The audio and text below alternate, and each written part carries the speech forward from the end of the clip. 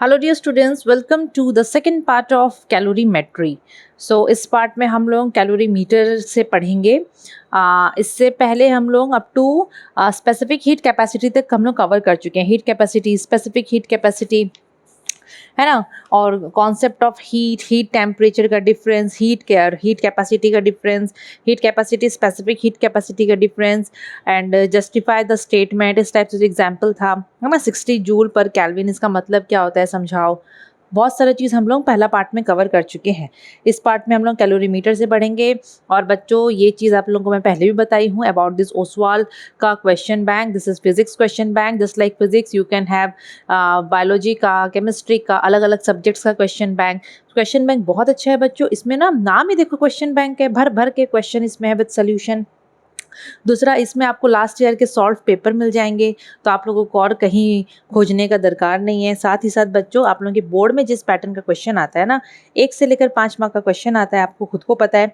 तो इसमें 1 से लेकर 5 मार्क तक का क्वेश्चन पैटर्न दिया है विद सोल्यूशन। और कैसा क्वेश्चन दिया है, जो पिछले साल, पुराने साल में पहले आ चुके हैं। कौन सा क्वेश्चन जितनी बार रिपीट हुआ है यहाँ पर, उसी हिसाब से ईयर मैंशनड है, सोल्यूशन के साथ विद एग्जामिनर्स कमेंट और आंसरिंग टिप। एग्जामिनर का कमेंट भी है कि आपको कौन सा आंसर कैसे लिखना है। कुछ क्वेश्चंस होते हैं ना जिसमें बच्चे मिस्टेक करते हैं, तो यहाँ पर वो बच्चे क्या मिस्टेक करते हैं यहाँ पर प्रॉपर्ली यहाँ पर बताया गया है। आंसरिंग टिप दिया है बच्चों की, अगर आपको कोई क्वेश्चन पूछा जाए तो आपको पर्टिकुलर क्वेश्चन में कैसा आंसर करना है। तो बहुत अच्छा बुक है। तो बच्चों, मेरे तरफ से तो पूरा हाईली रिकमेंडेड बुक है। आप लोग ज़रूर से ये बुक परचेज करो। कहाँ से खरीदोगे, आप लोग डिस्क्रिप्शन बॉक्स में देखोगे, आपको लिंक मिलेगा इस बुक का। घर बैठे बैठे आप लोगों को कहीं भी नहीं जाना है, घर बैठे बैठे आप लोग ओसवाल का सारा क्वेश्चन बैंक्स मंगा सकते हो। साथ ही साथ बच्चों, आप लोगों को मैं बता दूं about chemistry and biology mastery intensive course, ये आप लोगों के लिए क्लास 10th के बच्चों के लिए बनाया गया है। इसमें आप लोगों को क्लास 10th का बायोलॉजी एंड केमिस्ट्री पढ़ाया जा रहा है। सारे चैप्टर्स के वीडियोस उसमें ऑलरेडी अपलोडेड है। उसमें आप लोगों को नोट्स मिलेगा, क्वेश्चंस मिलेगा, इंपॉर्टेंट क्वेश्चंस। वीकली हमारा क्लास होता है जिसमें हम लोग बोर्ड पैटर्न क्वेश्चंस भी डिस्कस करते हैं। इंपॉर्टेंट चीज़ें, एग्जाम में कैसा क्वेश्चन आ सकता है, कैसे आंसर लिखना है, क्या नहीं लिखना है, सब चीज़ हम लोग डिस्कस करते हैं। अगर आप लोगों को एनरोल करना है बच्चों, देखो अभी भी टाइम उतना नहीं है, मतलब उतना नहीं गया है, अभी भी टाइम आपके पास है कि आप लोग एनरोल कर सकते हो। तो आप लोग सामने में आपको व्हाट्सएप नंबर दिखता होगा, आप लोग उस नंबर पे कांटेक्ट करके जल्द से जल्द एनरोल कर सकते हो। Now without wasting any time, let's get started with the video. Okay, so calorimeter देखो, ये आपका सेकंड पार्ट है ना। इसको थोड़ा नीचे करते हैं, एडजस्ट करते हैं। ओके, हो गया ये। सो कैलोरीमीटर। सो बच्चों, कैलोरीमीटर होता क्या है। कैलोरीमीटर एक वेजल है ना, जिसकी मदद से हम लोग क्या करते हैं, हम लोग हीट मेजर करते हैं। कैलोरीमीटर क्या होता है, एक वेजल होता है, एक सिलेंड्रिकल वेजल होता है। यहाँ तो मेरे से ऐसे ही बना है, आप लोग अपने बुक में देख लो। एक सिलेंड्रिकल वेजल होता है ये, which is used to measure what heat, the amount of heat gained or lost by a body when it is mixed with another body। मतलब कैलोरीमीटर में ना हम लोग दो ऑब्जेक्ट्स को, दो बॉडी को मिक्स करते हैं सपोज, ठीक है। हॉट बॉडी, कोल्ड बॉडी को हम लोग नॉर्मली मिक्स करते हैं। तो यहाँ पर ये जो वेजल है, ये जो आपको इंस्ट्रूमेंट दिख रहा है, ये मेजर करता है the amount of heat energy lost और gained by the body when it is mixed with another body. तो देखोगे तो ये हीट को ही मेजर कर रहा है। इसका कंस्ट्रक्शन थोड़ा बहुत आप लोग देखो, आप लोग डायग्राम देखो, मैं यहाँ पर एक्सप्लेन कर रही हूँ। कंस्ट्रक्शन इंपॉर्टेंट है, कहीं कहीं से कुछ क्वेश्चंस आ जाता है। तो अगर हम लोग इसका कंस्ट्रक्शन का बात करें तो बच्चों, ये बना हुआ है कॉपर से, ठीक है। पतला सा शीट ऑफ कॉपर यहाँ पर यूज़ करते हैं। आप लोग यहाँ दिखता होगा, मैं यहाँ कॉपर लिखी हूँ, तो ये कॉपर का वेजल होता है, कॉपर से बना हुआ रहता है। अब क्वेश्चन आता है, कॉपर से क्यों बना हुआ रहता है, कॉपर हम क्यों यूज़ करते हैं। तो पहला reason, because copper is a good conductor of heat.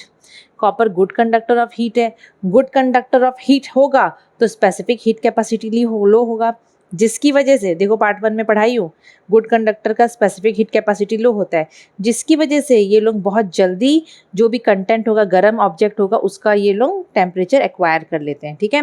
It is a good conductor of heat, so the vessel soon acquires the temperature of its contents. यहाँ पर हम लोग जो भी कंटेंट डालेंगे, जो भी गर्म ऑब्जेक्ट डालेंगे, मतलब ऑब्जेक्ट तो नहीं, जो भी गर्म सब्सटेंस डालेंगे, लिक्विड विक्विड जो भी डालेंगे, उसका फट से टेम्परेचर को ये कॉपर एक्वायर कर लेगा, ठीक है ना। कॉपर का स्पेसिफिक हीट कैपेसिटी भी कम होता है, जिसकी वजह से ये जो अमाउंट ऑफ एनर्जी उस कंटेंट से लेगा वो थोड़ा ही लेगा। मतलब ये कंटेंट अंदर हम जो भी लिक्विड डालेंगे, थोड़ा सा उससे हीट एनर्जी लेके ये उसका टेम्परेचर एक्वायर कर लेगा, ठीक है। समझ में आया। तो कॉपर को यूज़ करने का ये 2 रीज़न है, very very very very important. हुआ। अब बात करें इसका आउटर एंड इनर सरफेस का, तो वो एकदम पॉलिश्ड होता है। इसका आउटर और इनर सरफेस एकदम पॉलिश्ड होता है बच्चों। इसका क्वेश्चन आता है क्यों होता है, ताकि रेडिएशन ना हो, so as to reduce the loss of heat due to radiation, so as to reduce heat loss by radiation, है ना। रेडिएशन के जरिए हीट लॉस ना हो तो इसका इनर और आउटर सरफेस को एकदम वेल पॉलिश्ड कर देते हैं। नाउ नेक्स्ट इंपॉर्टेंट, यहाँ पर इंसुलेशन के लिए क्या करते हैं, यहाँ पर देखोगे तो अंदर में वुडन जैकेट यूज़ किए हैं। ये दिख रहा है, ये वुडन जैकेट है। इंसुलेशन के लिए ये वुडन जैकेट यूज़ किया गया है इसके लिए, ठीक है, for insulation. And the space between the calorimeter and the jacket, ये जैकेट हो गया बाहर का और सपोज ये कैलोरीमीटर हो गया, ठीक है। अंदर का जो स्पेस है उसको वूल से भर दिया जाता है, वूल या कॉटन, मतलब कुछ पुअर कंडक्टर से, सो दैट यहाँ से अंदर का जो मैटर है, जो भी हम लोग सब्सटेंस लेंगे, कॉपर उसका हीट एक्वायर करेगा, तो वो हीट यहाँ से बाहर लॉस ना हो जाए। तो ड्यू टू कंडक्शन, कंडक्शन की मदद से हीट लॉस ना हो जाए ड्यू टू कंडक्शन, तो हम लोग ये बीच का चीज़ को इंसुलेटर से भर देते हैं, वूल, कॉटन, वॉटन, जो भी हम लोग चाहें ले सकते हैं। क्लियर। फिर एक और है, देखो रेडिएशन हो गया। रेडिएशन को रोकने के लिए, रेडिएशन से हीट लॉस को रोकने के लिए पॉलिश कर देते हैं आउटर इनर सरफेस को। कंडक्शन से हीट लॉस को रोकने के लिए जो बीच का सरफेस है, वेजल और वुडन जैकेट का जो बीच का सरफेस, उसको एक इंसुलेटर से भर देते हैं, जैसे कि वूल, कॉटन, जो भी ले लो। फिर अब कन्वेक्शन बच गया, तो यहाँ पर बोल रहा है कि इसको वुडन लीड से ढकते हैं। ये लकड़ी का लीड रहता है, यहाँ पर ढक्कन रहता है, ठीक है। तो इसको वुडन, अपने बुक में देख लो, इसको ना वुडन लीड से ढक देते हैं। क्यों, ताकि कन्वेक्शन के जरिए हीट लॉस ना हो जाए। हीट लॉस हो सकता है ना कन्वेक्शन के जरिए, तो वो वहाँ पर हीट लॉस को, मतलब हीट लॉस को बचाने के लिए 3 तरीके से हीट लॉस हो सकता है, रेडिएशन, कंडक्शन, कन्वेक्शन। तो तीनों तरीकों को रोकने के लिए यहाँ पर अलग अलग टाइप का अरेंजमेंट कर दिया जाता है। फिर इट हैज़ 2 होल्स, ये लीड में देखो 2 होल्स होता है, ये 2 होल्स होता है। एक होल्स होता है जिससे हम लोग, ये जो स्टेरर दिख रहा है, चम्मच, चम्मच जैसा बोल लो, स्टेरर होता है घुमाने के लिए, ठीक है, उसको हम लोग यहाँ से डालते हैं ताकि अंदर में जो भी कंटेंट है हम लोग उसको मिक्स कर पाएंगे। एंड दूसरा hole is for the thermometer, thermometer यहाँ से इंसर्ट करते हैं। ये एक होल हो गया, ये दूसरा होल हो गया। थर्मोमीटर क्या करेगा, यहाँ पर जो कंटेंट है उसका टेम्परेचर को मेज़र करेगा। क्लियर, बहुत सिंपल सा था बच्चों, ठीक है। अब आया प्रिंसिपल ऑफ कैलोरीमेट्री। तो ये देखो, ये जो प्रिंसिपल ऑफ कैलोरीमेट्री में बोल रही हूँ ना, इसका हम लोग दूसरा नाम बोलते हैं principal of method of mixtures. ये एग्जाम में दूसरा नाम आता है। अब जैसे एग्जाम में क्वेश्चन आएगा principal of method of what, mixtures, इसका दूसरा नाम क्या है, प्रिंसिपल ऑफ कैलोरीमेट्री। याद रखना, ठीक है, याद रखना बच्चों। Principal of method of mixtures को हम प्रिंसिपल ऑफ कैलोरीमेट्री भी बोलते हैं, ठीक है। तो यहाँ पर आप लोग क्या पढ़ोगे, तो बहुत सिंपल है, देखो, क्योंकि आप लोग कैलोरीमीटर से, आप लोग कैलोरीमीटर के बारे में पढ़ रहे हो, तो डेफिनेटली इसी के ऊपर बेस्ड होगा ये principal of calorimetry. So when ever a hot body is mixed with a cold body, suppose आप लोग एक हॉट बॉडी को कोल्ड बॉडी को मिक्स कर दी, कॉन्टैक्ट में ला दिए, ठीक है, तो हीट एनर्जी पास होगा कहाँ से, हॉट बॉडी से कोल्ड बॉडी की तरफ। कब तक, till both attain same temperature. यहाँ पर हॉट बॉडी और कोल्ड बॉडी को जब आप मिक्स करोगे तो वहाँ पर हीट एनर्जी ट्रांसफर होगा from hot body to cold body. देखो मैं एरो दी हूँ, कब तक, till both attain same temperature, ठीक है। और यहाँ पर अगर no heat is lost to the surrounding, क्योंकि इसका सेटिंग ऐसा है ना, सेटिंग ये ऐसा है कि हम लोग यहाँ का हीट लॉस होने देंगे नहीं। तो अगर हीट बिल्कुल भी लॉस नहीं होगा, अगर सिस्टम परफेक्टली इंसुलेटेड, हम लोग ये वर्ड यूज़ करते हैं, ठीक है, अगर no heat is lost to the surrounding, तो उस समय हम लोग ये कंसिडर करेंगे कि heat lost by the hot body is equal to heat lost by the gain body. मतलब ये हॉट बॉडी जितना भी हीट लॉस करेगा, वो जितना हीट निकाला उतना ही हीट कोल्ड बॉडी ले लेगा। तो याद रखना, हॉट बॉडी का काम होता है हीट निकालने का, रिलीज़ करने का। हॉट बॉडी जो होता है ना, वो हमेशा बच्चों हीट को रिलीज़ करता है, और जो कोल्ड बॉडी होता है ना, वो गेन करता है। हॉट बॉडी हमेशा लूज़ करता है हीट, कोल्ड बॉडी हमेशा गेन करता है। इसको याद रखना आप लोग, ठीक है। तो अगर यहाँ पर बोल रहा है ना, अगर सिस्टम परफेक्टली इंसुलेटेड होगा या if no heat is lost to the surrounding, तो उसका मतलब है ये हॉट बॉडी जितना हीट निकाला, सपोज हॉट बॉडी इतना हीट निकाला, तो इतना हीट कोल्ड बॉडी ले लेगा। समझ में आया। सो this is the principal of calorimetry, ठीक है, this is the principal of method of mixture. और ये जो प्रिंसिपल एक फंडामेंटल लॉ के ऊपर बेस्ड है, ये जो प्रिंसिपल ऑफ कैलोरीमेट्री है, this is based on the law of conservation of energy. Because energy का बात हो रहा है, हॉट बॉडी एनर्जी तो निकाल रहा है ना, हीट तो एनर्जी है। तो यहाँ पर बोलने का मतलब है कि हीट लॉस यहाँ पर हो नहीं रहा है बिल्कुल भी, है कि नहीं। तो this is based on the law of conservation of energy, law of conservation of energy. So question आ जाता है, प्रिंसिपल ऑफ कैलोरीमेट्री और principle of method of mixture is based on which fundamental law. So law of conservation of energy, it is based on the law of conservation of energy. So this is based on the law of conservation of energy equation आ जाता है। ठीक है, अब ये बहुत simple सा चीज़ है। देखो, सपोज एक सब्सटेंस है हमारे पास, सब्सटेंस ए है जिसका मास है m1, ठीक है, उसका स्पेसिफिक हीट कैपेसिटी C1 दे दिया है और उसका टेम्परेचर है T1, हाई टेम्परेचर की गर्म बॉडी है तो उसका टेम्परेचर हाई होगा। ठीक है, ये हॉट बॉडी है, हाई टेम्परेचर में तो हॉट बॉडी है। उसको मिक्स करें अनदर सब्सटेंस B, मास उसका m2, specific heat capacity C2 और वो लोअर टेम्परेचर में T2 टेम्परेचर दे दिया गया। यहाँ लिख दिया है T1 ग्रेटर है T2 से, मतलब T1 हॉट बॉडी है और T2 वाला ठंडा बॉडी, कोल्ड बॉडी है। दोनों को मिक्स करी मैं, ठीक है, दोनों को मैं ऐसे मिक्स करी यहाँ पर, ठीक है, दोनों को मिक्स करी मैं यहाँ पर। सपोज एक हॉट बॉडी था जिसका 30 डिग्री सेल्सियस था और ये कोल्ड बॉडी था उसका 20 डिग्री सेल्सियस था, दोनों को मैं मिक्स कर दी। तो लेट द फाइनल टेम्परेचर, इसको मैं T1 ले ली, इसको मैं T2 ले ली, लेट द फाइनल टेम्परेचर भी T। दोनों का जब मिक्स कर दिए तो हीट ट्रांसफर हुआ। सपोज फाइनल टेम्परेचर हम लोग को मिल गया 15 डिग्री सेल्सियस, ठीक है, फाइनल टेम्परेचर हम लोग को मिल गया 15 डिग्री सेल्सियस, तो उसको मैं T ले ली हूँ। तो यहाँ पर अब आप लोगों को पता है जो हॉट बॉडी है वो हमेशा लूज़ करता है हीट एनर्जी, है ना। तो जो हॉट बॉडी जिसको मैं A ली हूँ वो कितना लूज़ करेगा हीट एनर्जी, पहले 30 में था, दोनों को हम लोग मिलाए तो टेम्परेचर गिर गया 15, तो वो कितना डिग्री लूज़ किया, कितना फॉल इन टेम्परेचर हुआ, 30 - 15। ठीक है, मैं इसको T1 ली थी और इसको मैं T ली तो T1 - T, तो यहाँ पर मैं वही लिखी हूँ, fall in temperature of the substance is T1 - T। मतलब ये ऐसे समझो आप लोग, ऐसे एग्जाम्पल से 30 - 15। ठीक है, सपोज ये टेम्परेचर आपका हो गया है 25 डिग्री। ठीक है, दोनों को हम लोग मिलाए, ये दो हम लोगों के पास यहाँ पर क्या है बच्चों, दो ऑब्जेक्ट है, एक ऑब्जेक्ट है A, ठीक है, उसको सपोज वो 30 डिग्री में है, मैं उसको T1 लिख ले रही हूँ, और सेकंड ऑब्जेक्ट है B, ठंडा ऑब्जेक्ट है वो, उसका टेम्परेचर है 20 डिग्री, उसको मैं लिख ले रही हूँ T2। और यहाँ पर T1 is greater than T2 आपको दिख रहा है। दोनों को मिक्स करी मैं, दोनों को मिक्स करी तो देखिए फाइनल टेम्परेचर आ गया 25 डिग्री सेल्सियस, 25 डिग्री सेल्सियस, उसको हम लोग T ले लेते हैं, जो हमने ऊपर अभी कंडीशंस पढ़े हैं। अब आप लोग को पता है जो हॉट बॉडी होता है वो हमेशा हीट को लूज करता है, तो इसका टेम्परेचर कम हो जाएगा, है ना। सो fall in temperature of hot body, जो A है वो कितना उसका टेम्परेचर डाउन हुआ, क्योंकि दोनों को मिक्स किए तो इतना टेम्परेचर आ गया, तो कितना डिग्री ये लूज़ किया, 30 - 25 मतलब 5 डिग्री, T1 - T। देखो यहाँ पर वही चीज़ लिखा है, fall in temperature of substance is T1 - T, ऐसे आप लोग समझो यहाँ से देख के।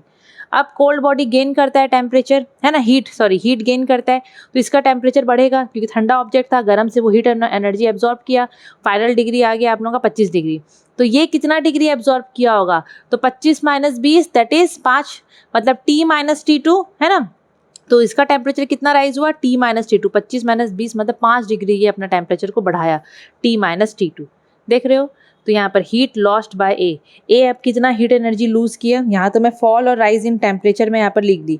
अब हीट एनर्जी वो कितना लूज़ किया, तो ए कितना हीट एनर्जी लूज़ किया, तो बच्चों हीट एनर्जी का फॉर्मूला होता है ना mc डेल्टा टी, इसका भी mc डेल्टा टी। ठीक है, यहाँ पर ये हीट एनर्जी लूज़ करेगा, यहाँ पर ये हीट एनर्जी गेन करेगा, तो यहाँ पर ये कितना हीट एनर्जी लूज़ करेगा mc। अब इसका m को हम लोग मास को m1 लिए, स्पेसिफिक हीट कैपेसिटी को C1 लिए, और फॉल इन टेम्परेचर जो कि मैं T1 - T लिखी हूँ।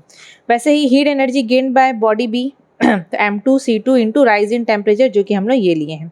अब if the system is perfectly insulated, if heat is lost, no heat is lost to the surrounding, then heat energy gained by second body, ठंडा body is equal to heat energy lost by hot body। दोनों equal हो जाएगा, दोनों को equalise करना, और आप लोग जब सॉल्व करोगे तो आप लोग मतलब न्यूमेरिकल्स में ऐसी इक्वेशन बना के सॉल्व करना है, तो आप लोगों को वहाँ पर आराम से ईजी पड़ेगा सॉल्व करना। ठीक है, ये कंडीशन को याद रखना, ये कंडीशन को याद रखना।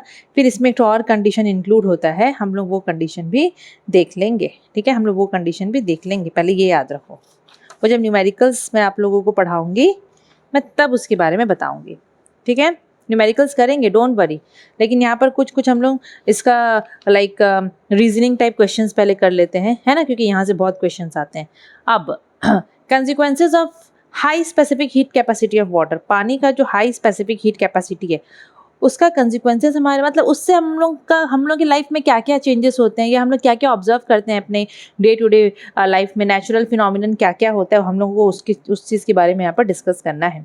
तो बच्चों, जो आप लोग लैंड ब्रीज और सी ब्रीज जो पढ़ते हो ना, बचपन से पढ़ते आ रहे हो, वो होता है due to high specific heat capacity of water की वजह से। सोचो, अब होता क्या है बेसिकली, आपको पता है कि पानी का तो स्पेसिफिक हीट कैपेसिटी बहुत हाई है। कहाँ गया मेरा पेपर, कहाँ गया रफ वाला, यस ये रहा।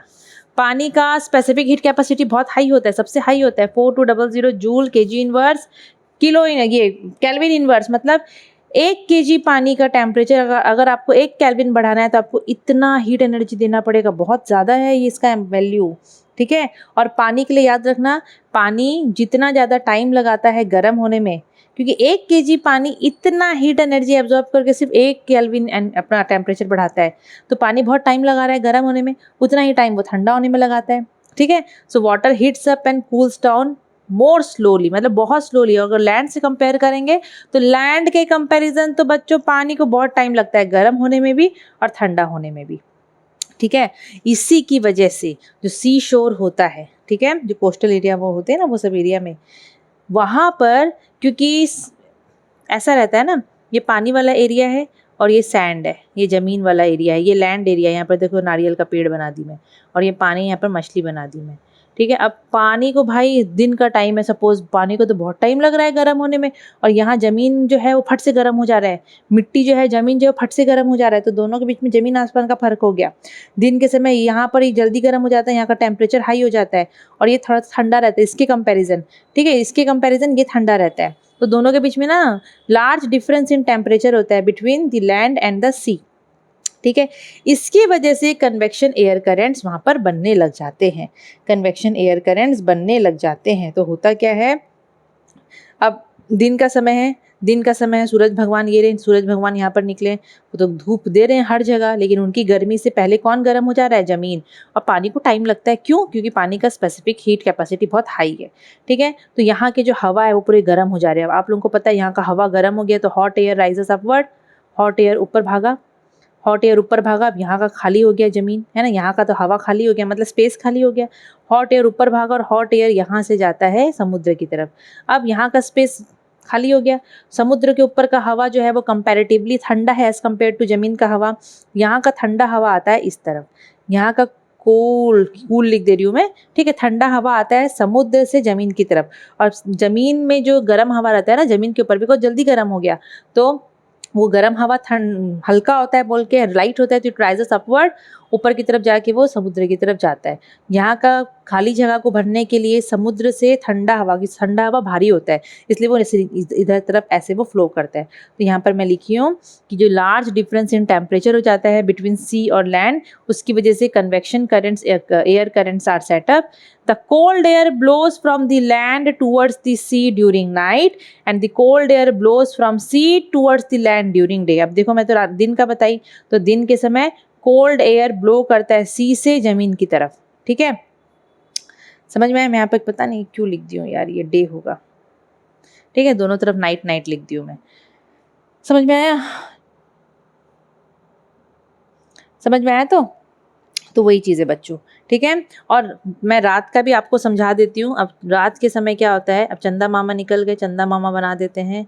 ये आपका हो गया नारियल का पेड़, ये हो गया आपका पानी, ठीक है, ये हो गया पानी। अब रात के समय, अब दिन में तो भाई सूरज भगवान गर्मी कर दी, रात को तो रेडिएशन से सब हीट एनर्जी वापस जाता है ना, ठंडा होता है। पर पानी को गर्म होने में भी टाइम लगता है और ठंडा होने में भी पानी बहुत टाइम लेता है। पानी बहुत टाइम लेता है ठंडा होने में भी और गर्म होने में भी। कौन? वाटर।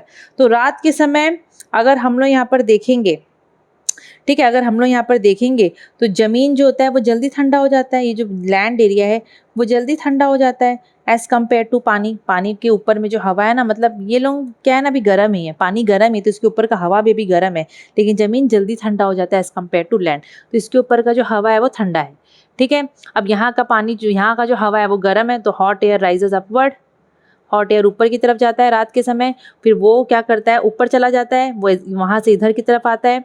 यहाँ का जो स्पेस खाली हो गया उसको कवर करने के लिए, उसको भरने के लिए ज़मीन से ठंडा हवा जाता है समुद्र की तरफ, और समुद्र से गर्म हवा आता है ज़मीन की तरफ। तो नाइट के समय कोल्ड एयर कहाँ गया, नाइट के समय कोल्ड एयर ठंडा हवा ब्लो करता है from the land towards the sea during the night, जिसको हम लैंड ब्रीज बोलते हैं। और दिन के समय कोल्ड एयर समुद्र से आ रहा था ज़मीन की तरफ, जिसको हम लोग बोलते हैं, यहाँ लिखी नहीं हूँ मैं, बताओ, सी ब्रीज, ठीक है। क्या बोलते हैं हम लोग? सी ब्रीज, ठीक है। अगर सी से जमीन की तरफ दिन के समय ठंडा हवा आ रहा है तो मैं उसको बोलूंगी सी ब्रीज।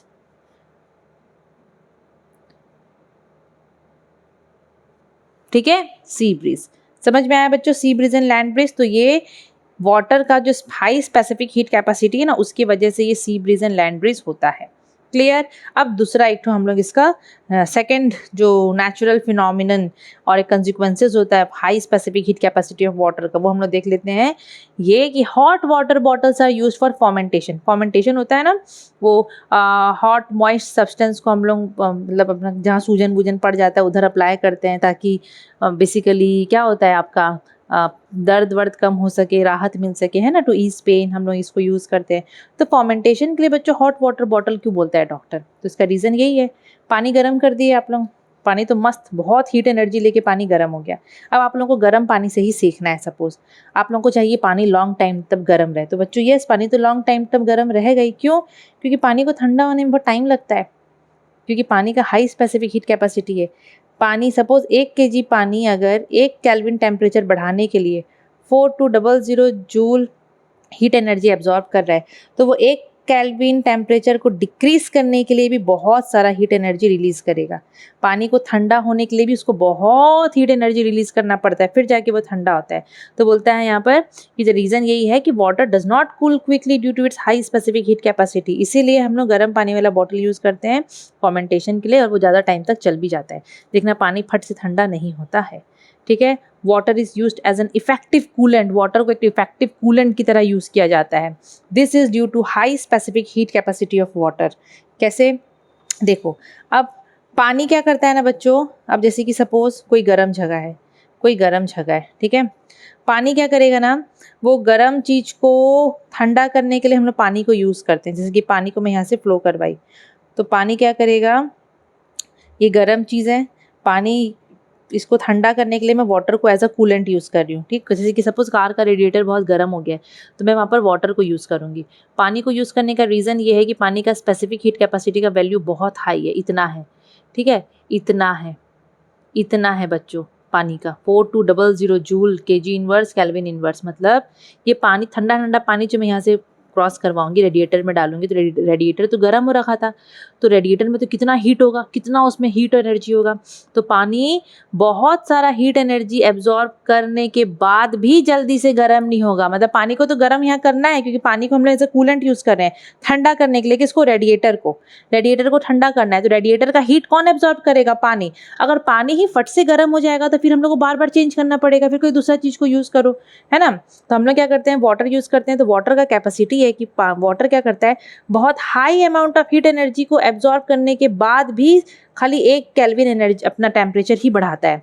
मतलब 4200 जूल इतना हीट एनर्जी वो रेडिएटर से एब्जॉर्ब करेगा, वो सिर्फ अपना 1 केल्विन हीट मतलब टेम्परेचर बढ़ाएगा। फिर वो और एनर्जी अब एब्जॉर्ब कर लेगा रेडिएटर से पानी, फिर वो और 1 केल्विन अपना टेम्परेचर बढ़ाएगा। तो इसीलिए पानी को मतलब गर्म होने में बहुत टाइम एक डिग्री पानी का बढ़ाने में इतना टाइम लग जाता है, मतलब इतना हीट एनर्जी वो एब्जॉर्ब करता है। तो बच्चों यहाँ पर इसीलिए पानी को एज अ इफेक्टिव कूलेंट की तरह यूज़ किया जाता है, because it can extract more heat from the surrounding without much rise in temperature. मतलब वो ज़्यादा से ज़्यादा हीट निकाल भी देगा और ज़्यादा उसका टेम्परेचर बढ़ेगा भी नहीं। So they are filled in the radiators of car and generator. All plants and animals have a high content of water in their bodies. हम सब में, प्लांट हो गए, एनिमल हो गए, हम सब के अंदर में हाई वाटर कंटेंट होता है, हाई वाटर कंटेंट होता है। तो बच्चों हम लोग की बॉडी में तो 70 से 80% तो पानी ही है। एनिमल प्लांट्स के अंदर में, यहाँ बुक में तो लिखा 80 से 90% पानी होता है।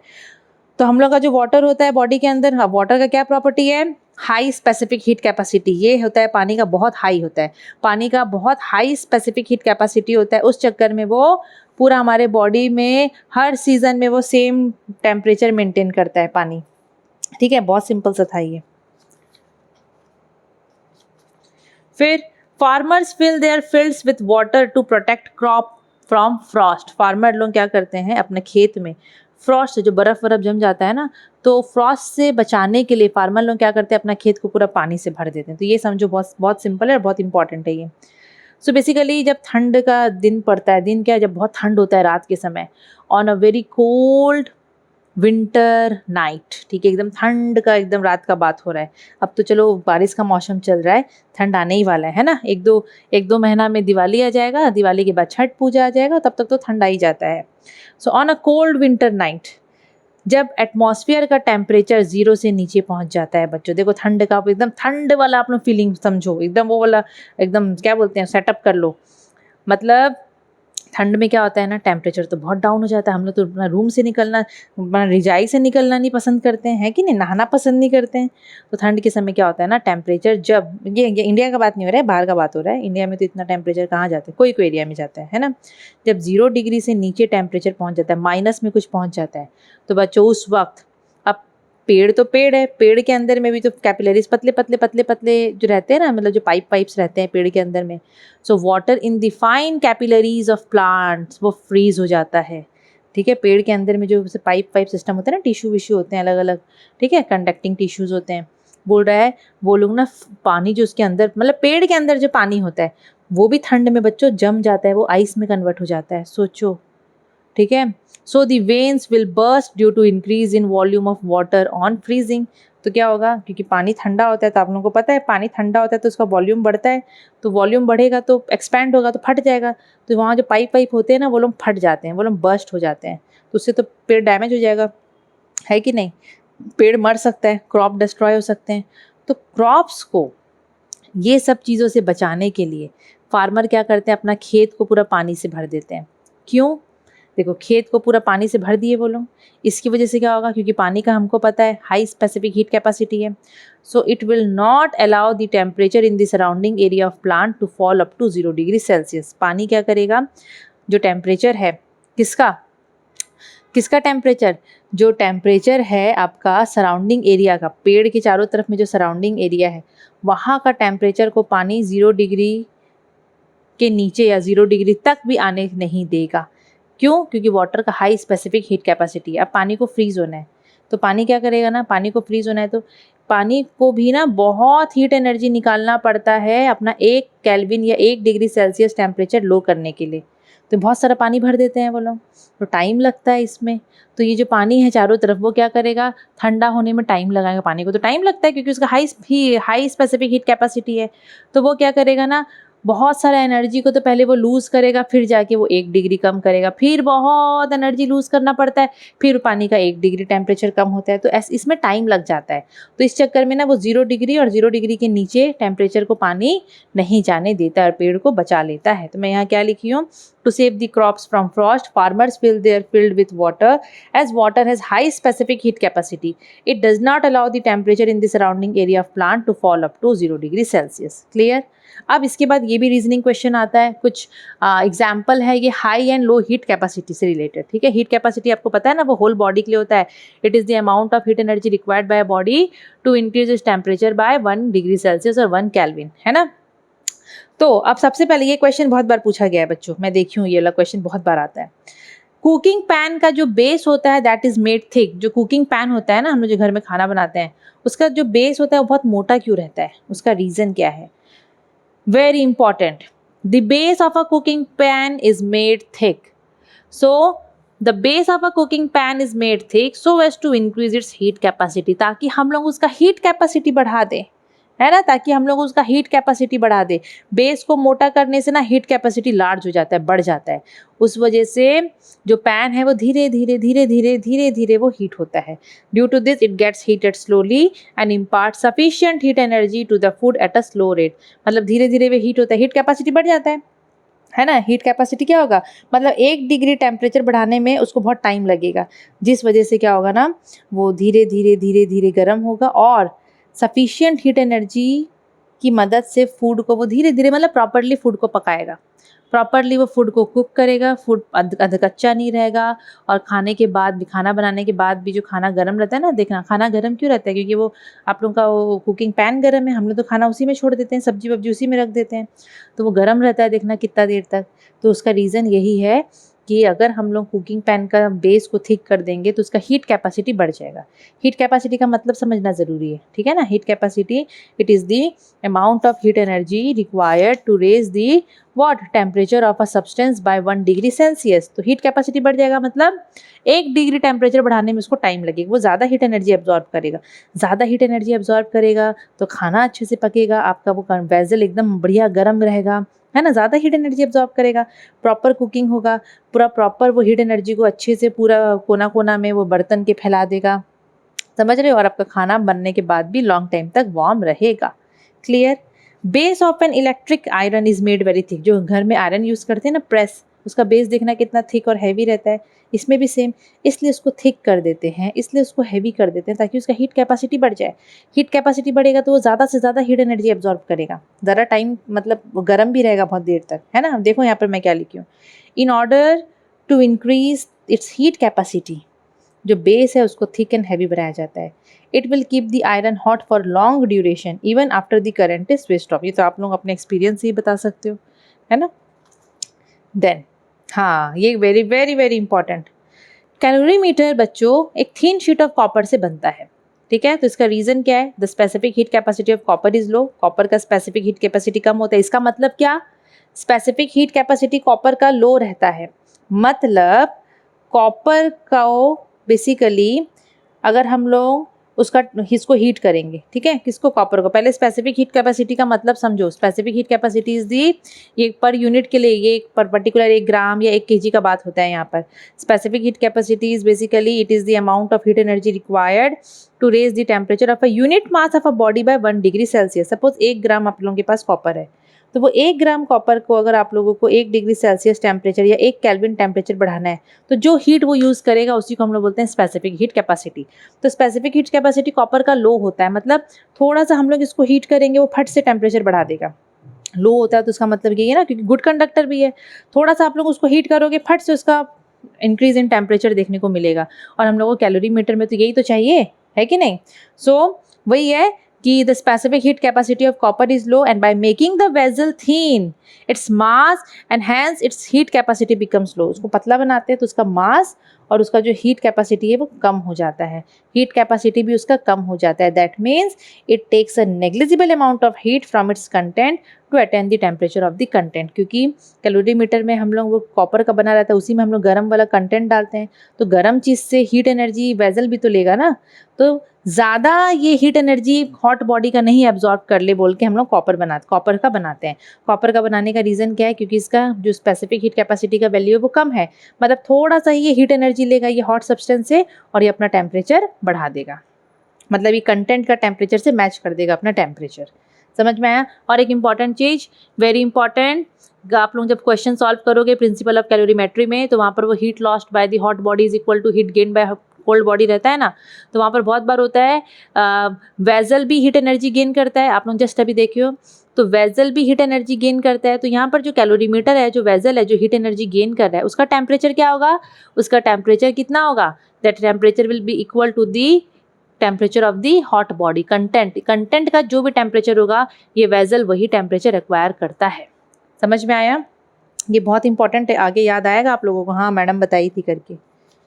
ठीक है, तो बच्चों हम लोग सेकंड पार्ट यहीं करते हैं, क्योंकि देखो इसके बाद से ना आप लोगों को मैं क्वेश्चन सॉल्व करवाऊंगी, बहुत सारे क्वेश्चंस बनाई हूँ।